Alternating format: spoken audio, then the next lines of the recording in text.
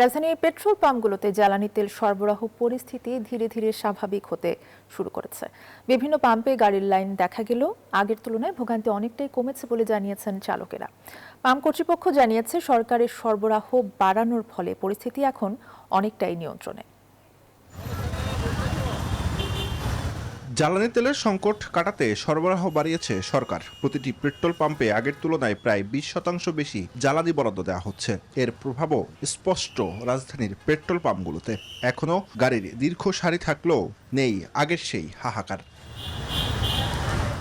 চালকদের মতে লাইন দীর্ঘ হলেও অপেক্ষার সময় কমেছে। গড়ে 1 থেকে 2 ঘন্টার মধ্যেই কাঙ্ক্ষিত জ্বালানি পাচ্ছেন বলে জানান তারা। ফুয়েল পাসের কারণে বিশৃঙ্খলা অনেকটাই দূর হয়েছে বলে মত তাদের।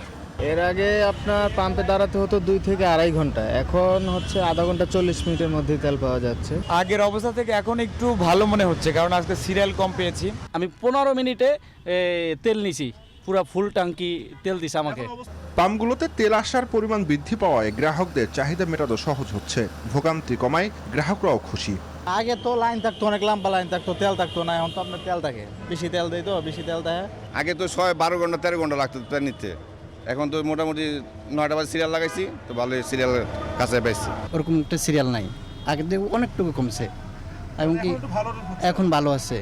বাজার স্থিতিশীল রাখতে নিয়মিত মনিটরিংয়ের বিকল্প নেই বলে মনে করছেন সংশ্লিষ্টরা। জুবায়ের সানি, নিউজ 24, ঢাকা।